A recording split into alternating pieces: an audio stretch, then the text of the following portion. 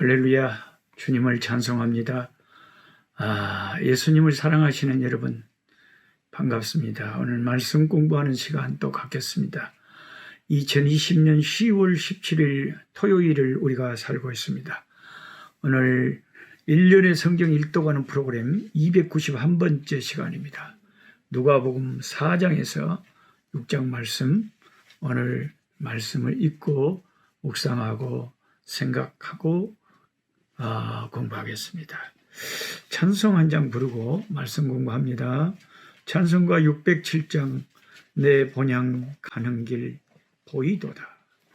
인생의 갈 길 다 달리고 땅 위의 수고를 그치라 하시면 내 앞에 남은 일 오직 저 길.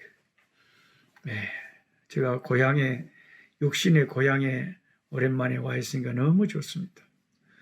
우리 영혼의 고향인 천국에 가면 얼마나 더 좋겠습니까?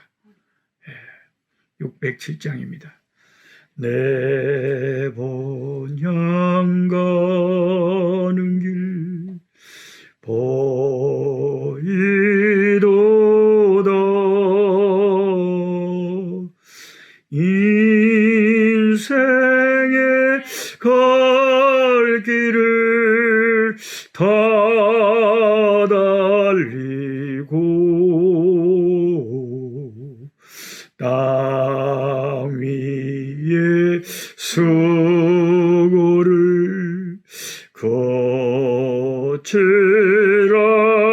거치라 하시니 내 앞에 남은 길 오직 저 길.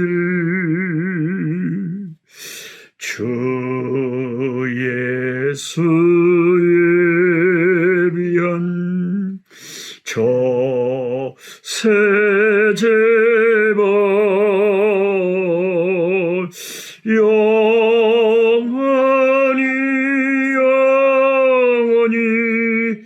빛나는지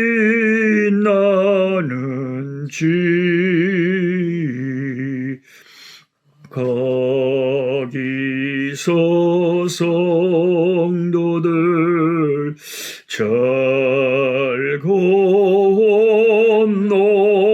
노래로 사랑의 구주를 계리 찬송 평생 행하니 돌아보니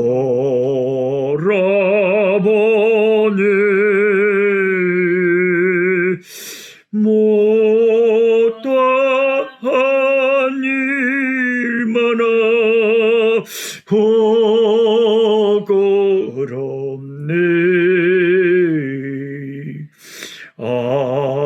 아버지 사랑이 날 용납하시니 생명의 면류관 주시리라.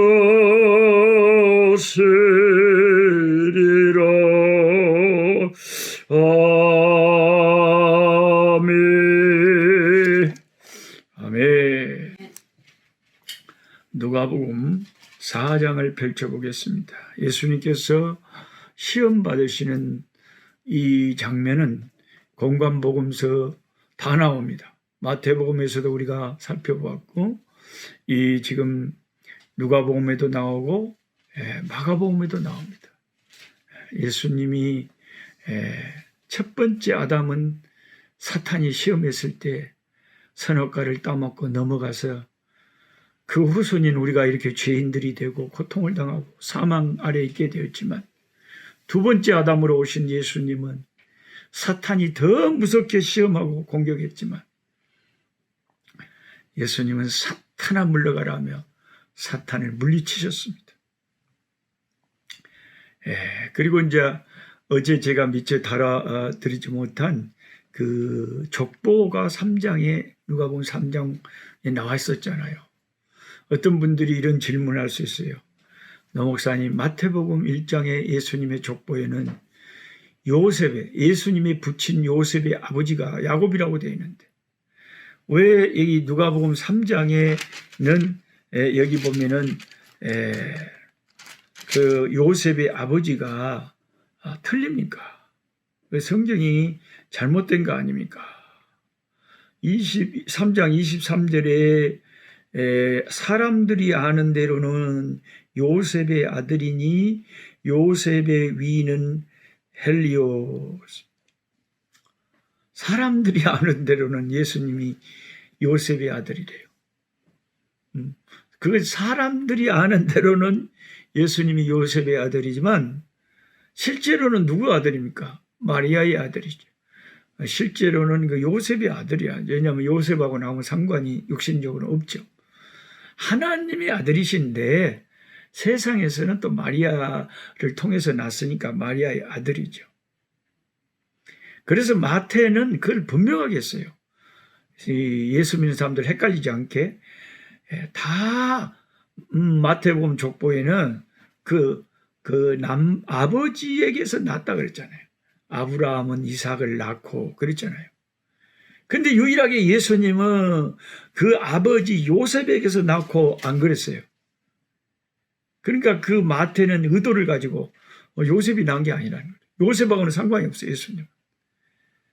그냥 하나의 그렇게 다윗의 족보를, 요셉의 족보를 들이댄 것은 예수님이 왕의 계보에서 오셨다는 것을, 다윗의 후손으로 오셨다는 것을 말할 뿐이지 그건 법적인 것이고 실제 육신적으로는 요셉을 통해서 예수님이 나신 게 아니라는 겁니다. 요셉은 상관이 없어요.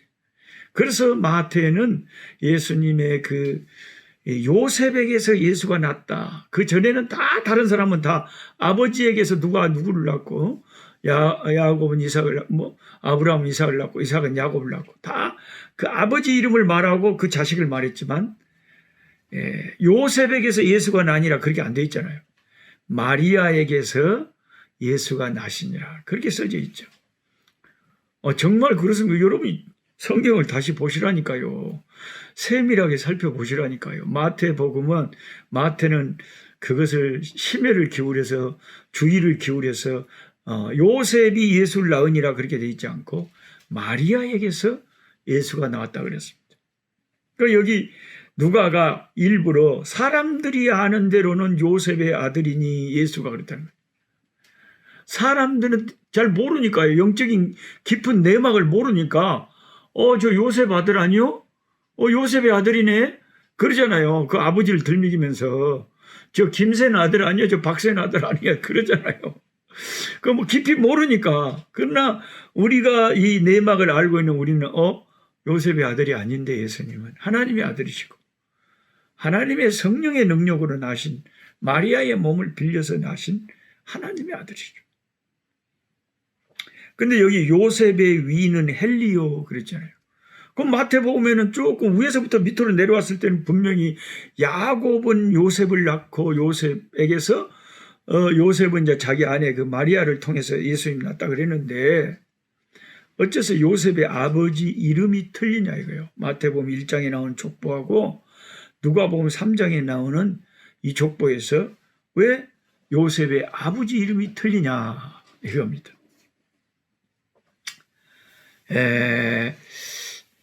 참 그 성경을 알고 보면 참 성경이 참 놀라운 책이에요. 마태는 유대인을 대상으로 지금 이 복음서를 쓰고 있기 때문에 유대인들에게 예수가 그 약속된 구약의 예언된 메시아라는 것, 아브라함과 다윗의 자손으로 오신 왕이시라는 것을 증거하기 위해서 예수님의 족보를 아브라함과 다윗의 후손에 딱딱딱 맞춰서 이렇게 뺄 사람 빼고 14대로 딱 잘라서 말했는데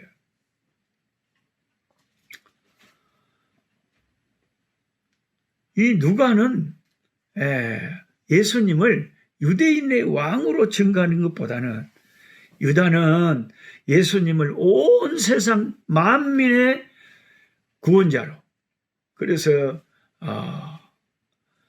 그 고난받는 하나님의 종으로서 인성 하나님이신 하나님이신 분이 사람이 되었는데 하나님의 속성에 더 우리가 포인트를 맞추는 것이 요한복음이라면, 신성, 예수님의 신성에 더 강조점을 둔 게 요한복음이라면, 누가복음은 예수님의 인성에 더 많은 포인트를 두고 있습니다.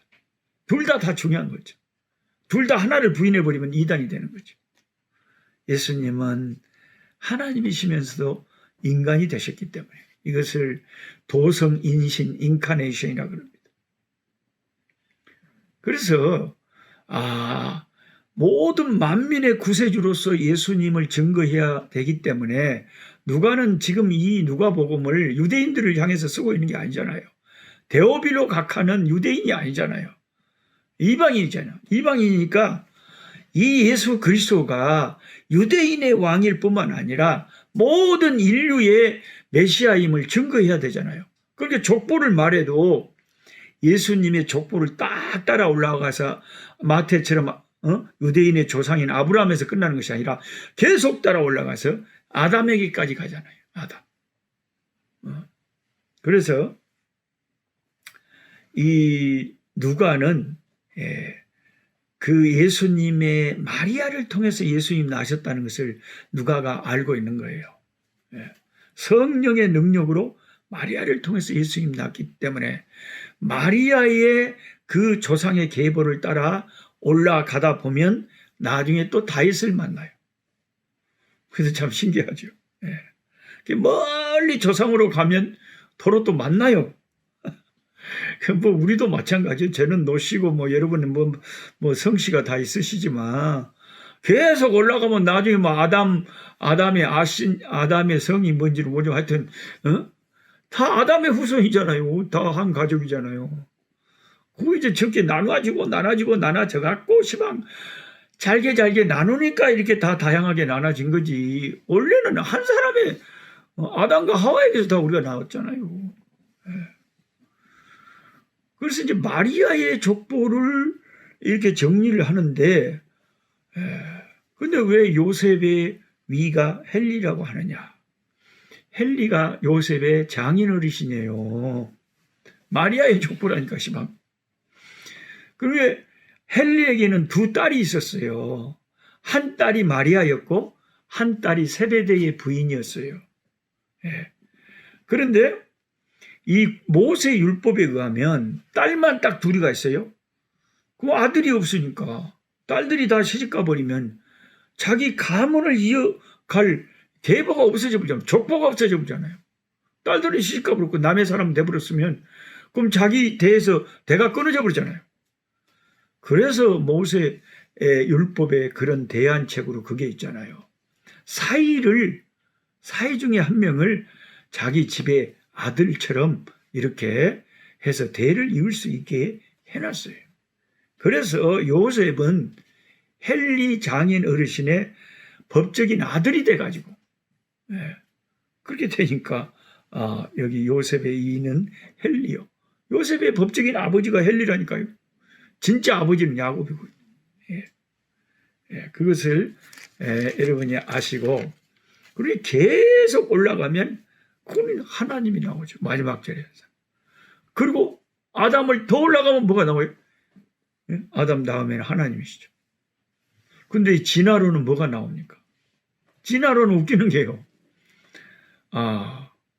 처음에 아무것도 없는 그 물, 거기에 산소, 수소 막 이런 것들이 원시 상태에서 교묘하게 어떻게 엉켜가지고 최초에 생명체가 아주 우연히 생겼다 그래요.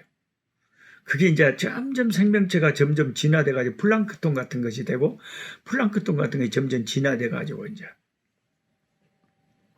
꼬리가 나오고 양서류 같은 거, 물고기 같은 거 막 그래서 물고기가 이제 점점 진화된 물고기가 있어. 물고기 자꾸 육지로 올라와가지고 꼬리가 달리고 다리가 나오고 그래가지고 파충류, 뱀 같은 것이 생기고 이 뱀 같은 파충류가 계속 진화된 종이 진화돼가지고 포유류 이렇게 동물들이 되고 그 다음에 걸어다니는 사람까지 됐다. 그러니까 겁나게 영리한 원숭이끼리 결혼해가지고 인류의 조상이 됐다 이 말. 그게 뭐 크로마뇽이니 네안데르탈이니 뭐 니다리 털났다니 막 그런 이제 종이 됐다 이거 인류의 조상. 그렇게 이제 학교에서 가르쳐요.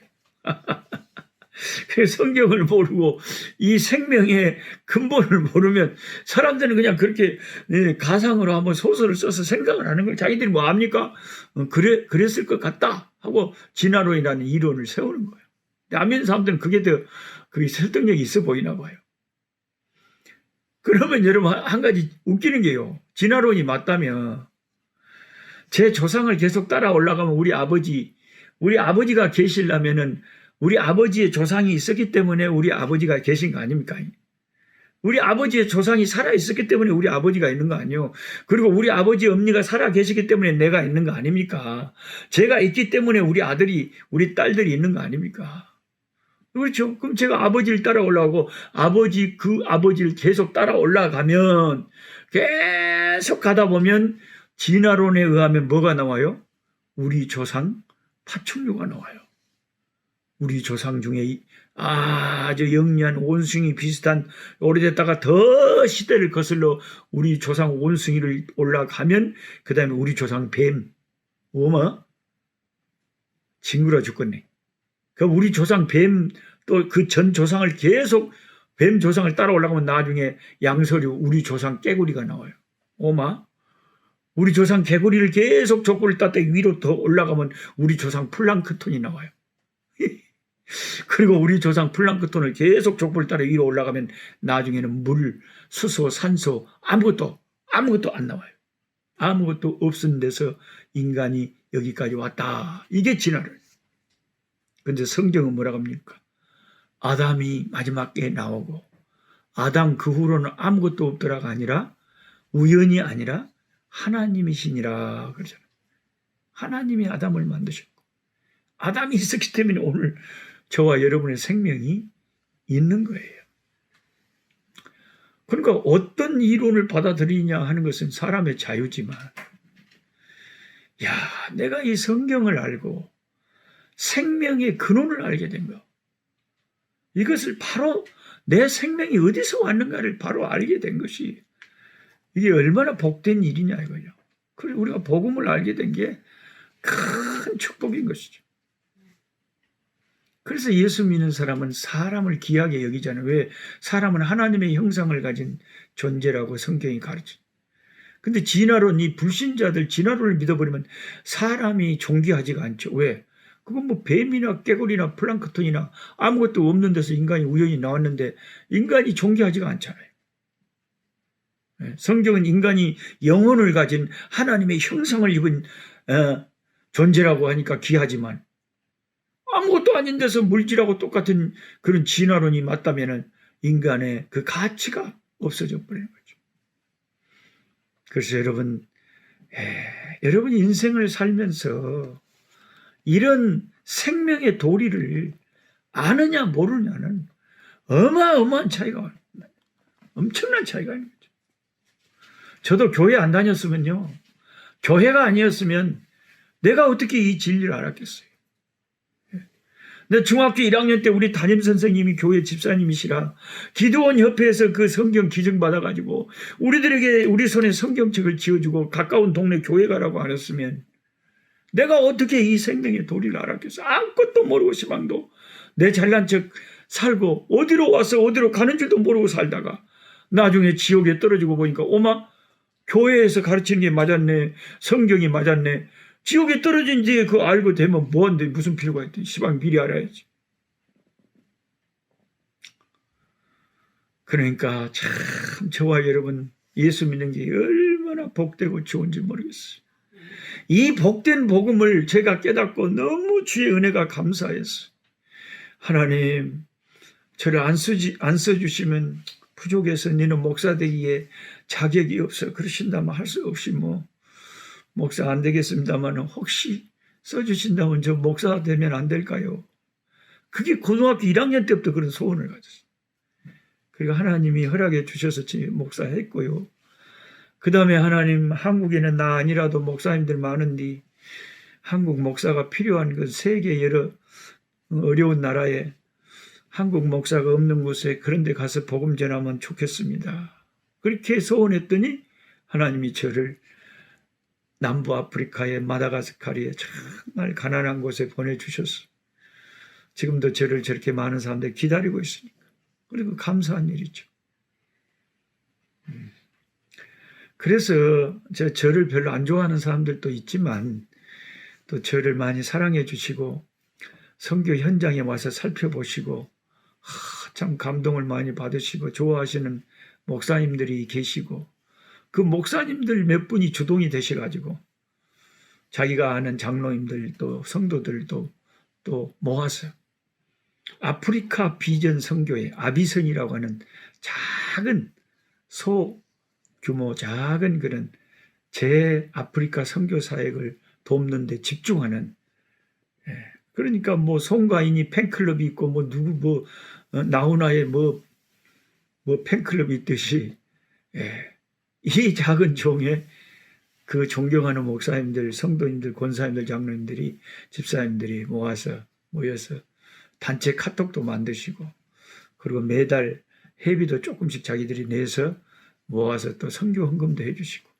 또 제 기도 제목을 늘 나누어서 함께 기도해 주시고 때로는 선교지도 방문해 주시고 그런 아주 좋은 참 선교를 도와주는 그런 아비선 아프리카 비전 선교의 모임이 있어요. 한 60분 정도 되십니다. 한 20분 정도가 목사님들이시고 장로님들이 계시고 권사님들이 계시고 집사님들이 계시고 다 그러신 것 같아요. 난 그분들이 너무 고맙죠.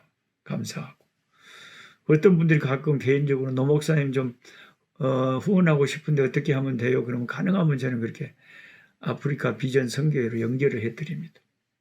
그래서 혹시 여러분 가운데서 복음을 위해서 세상에 안 믿는 사람들은 저그들이 좋아하는 가수, 연예인 그거 후원한다고 팬클럽을 만들어서 그래 했었는데 복음 전하는 종들을 위해서 기도해주고 작은 힘을 보태서 응원해 준다면 더 힘을 내서 하나님 일 잘하실 거 아니냐.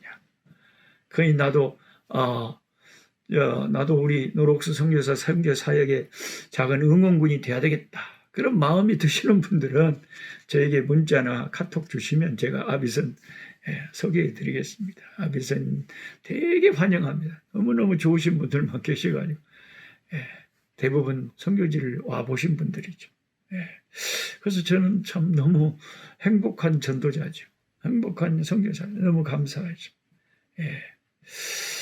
그래서 이 복음을 모르는 자들에게 이 놀라운 진리를 이 생명의 복음을 지금도 모르고 살아가는 사람들이 너무 많잖아요. 그래서 복음을 먼저 받은 우리는 어떻게 하면 이 생명의 근원이 하나님이시다. 우리는 아담에게서 다 나왔고 그 이상은 하나님이시라. 모든 것이 하나님에게서 나왔다는 것을. 하나님이 생명의 원천이라는 것을.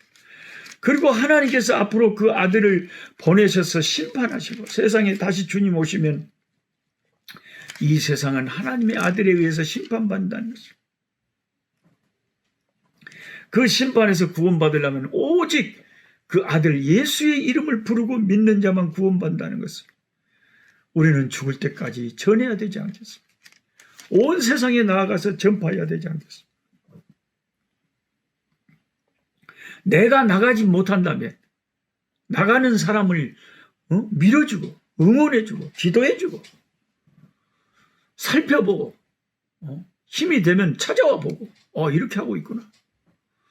여러분 전방에 있는 군인들은요. 가족들이 면회 한번 와보면 그렇게 좋아해요. 제가 한국에 전에 선교사라고 가기 전에 제가 청소년 운동을 참 많이 했는데 내가 사랑하는 한 형제가 군대 갔어요. 군대 가서 전방에 배치됐는데 전방에 배치된 지 3일 만에 제가 면회를 갔어요. 그랬더니 아버지네. 아니요. 아닌데 그럼 어떻게 알고 왔냐. 제가 교회에서 잘 아는 형제입니다. 아이디 자대 배치 3일 만에 다 누가 찾아오네요. 그러고 전방에서 이제 면회를 해주는데 그 친구가 지금은 목사님이 되시고 선교사 됐습니다만 지금 목사 되신 그 양반이 나한테 눈물을 흘리면서 저한테 그래요. 아이고 제가 고향 쪽만 봐도 눈물이, 그때는 그렇게 군대 생활이 힘들었나 봐요. 지금하고 틀려요. 전방에서. 하루도 두들겨 맞지 않으면 잠을 못 잤대. 맨날 화장실 뒤로 집합시켜갖고 두들겨 패고. 그렇게 힘들게 있는데 갑자기 제가 전도사가 그냥 어린 젊은 청년 신방한다고 군대까지 와놓으니까 지가 눈물이 나도록 고맙다는 거야. 야, 그래서 통닭 사주고 치킨 사주고 하루 외박시켜서 같이 밖에서 또 민박하고 좀 용기를 북돋아주고 힘을 내서 가장 힘들 때 면회를 가니까 그렇게 좋아하더라고요. 아버지가 온 것도 아닌데 교회 전도사가 왔는데도 좋아요. 그 선교사들도 똑같은 거예요. 선교지에 사람들이 돈 있으면 다 좋은데 여행 가려고 그러잖아요. 제주도 가고 유럽 가고 막 그런 거 자랑하고. 누가 선교지로 올라가 그럽니까? 하나님 사랑하는 사람들이죠. 예수님 사랑하는 사람들. 선교지에 와가지고 선교사가 하는 모습들, 뭔 일을 하고 있는지 선교 현장을 살펴보면서 함께 은혜 받고, 그리고 돌아오면 생생하게 선교 현장이 눈에 어른거려가지고 기도를 안 할 수가 없어요. 선교사들은 군대 간 군인이 누가 면회 온 것보다 누가 그렇게 찾아오면 그렇게 좋아요. 이번 본부에 가서 캄보디아 출신의 선교사님이 그러시는데, 이 동남아시아 캄보디아 같은 데는요 1년에 선교사들이, 한국 선교사들이 엄청나게 많은데 단기 선교팀이 1000팀 이상이 오신대요. 워메 1000팀 이상의 각 교회에서 단기 선교팀이 동남아시아로 여름에 겨울에 쏟아져 들어옵니다. 아프리카는 어찌냐? 1000팀이 오는 것이 아니라 10년에 한 팀 올까 말까 한단께. 그래도 올똥말똥 똥이 2번. 그러니까 너무 차이가 나는 거죠. 누가 뭐 천리 말리 그렇게 오겠어요. 오는데 이틀 가는데 이틀을 누가 허비해 가면서. 그거 어떤 분은 우리 선교지 와서 엉엉 울더라니까요. 왜 우냐 그러니까 오면서 은혜 받았대요. 아니 이렇게 머나먼 길을 뭐 들라고 노록스 목사님이 이 먼 길을 이렇게 와가지고 뭘 한다고 여기서 워메 오다가 사람 다 지쳐버렸네. 오시란께 오는 길에 은혜 받는다니까. 누군가는 복음을 위해서 이 길을 갔구나. 그리고 여기서 살고 있구나. 네. 하나님 아버지, 오늘 또 감사합니다. 아름다운 계절, 이 아름다운 가을이 깊어가고 있습니다. 계절은 항상 틀림없이 정확하게 운영되고 있는데 주님의 말씀도 변함이 없고 하나님도 변함이 없지만 오직 변하는 것은 인간들의 인심이고 마음이고 사람들이고 죄인들입니다. 하나님, 우리가 사람을 의지하지 말고 하나님을 의지하기를 원합니다. 하나님, 수많은 불신자들은 생명이 어디서 온 줄을 모르고 있습니다. 하나님에게서 온 줄을 모르고 있습니다. 플랑크톤이 조상이고 진화론을 따라서 인간이 어디 아무것도 없는 데서 나왔다고 하는 그런 허탄한 신화에 사로잡혀 있습니다.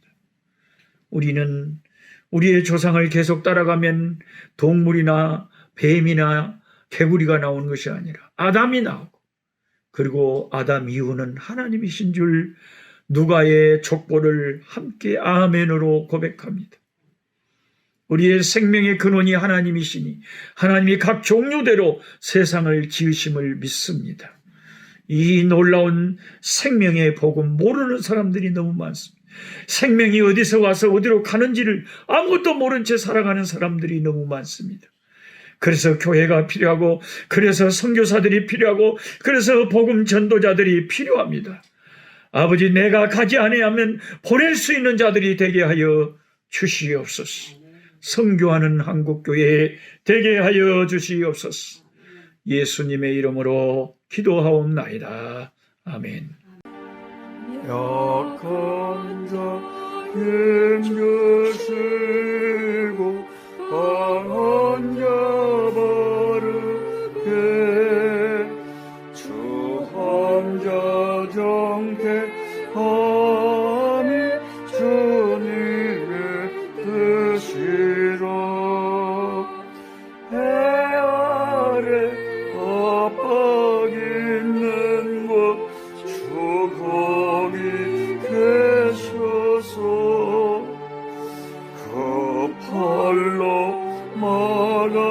주시어 종이고